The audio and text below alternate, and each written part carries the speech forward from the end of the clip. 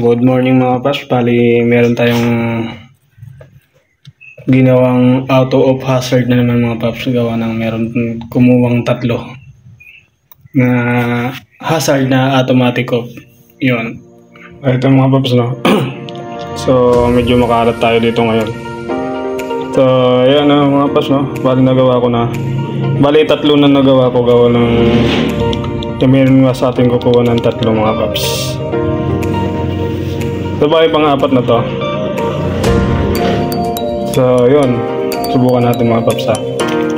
So, yan. Meron tayo ditong left and right mga paps. Left and right switch, hazard, placer. So, ito yung hazard niya mga paps, no?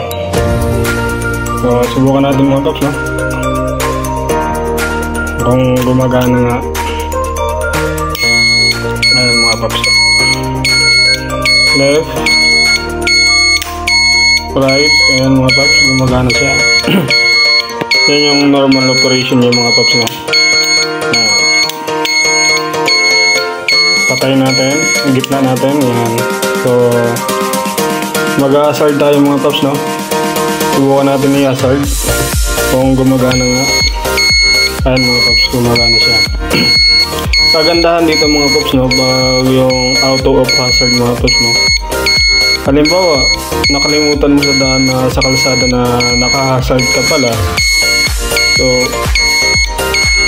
pwede ka pa rin gumamit ng left and right kahit hindi mo nang patayin yung yung hazard mo mga paps. Kunwari nga, nakalimutan mo, yun. Automatic, gagana pa rin yung left and right mo kahit naka-on yung hazard mga paps. Hindi tulad nung ordinary hazard mga paps, no? Once na naka-on yung hazard mo, di mo magagamit yung left and right switch mo mga paps. Di ka makakapag left and right mga paps. Kailangan mo munang patayin yung hazard mo bago ka mag left and right. Pero ito mga paps, dahil automatic siya mga paps, no? Auto off siya. Kahit naka-on yung hazard mo mga paps, automatic na po once na gumamit ka ng left and right mo, gagana siya mga paps. Hindi ko na pinapatay yung hazard ng mga paps. Ayan. Ayan.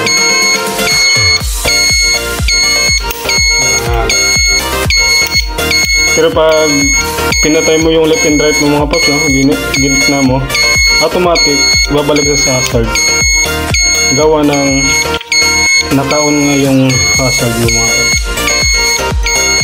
Yan ang kagandahan kung sakaling nakalimutan mo mga paps yung hazard mo. Okay. So, normal operation tayo mga paps mo. Ayan. So, yun lang mga paps, no? Thank you sa mga kumuha. Thank you.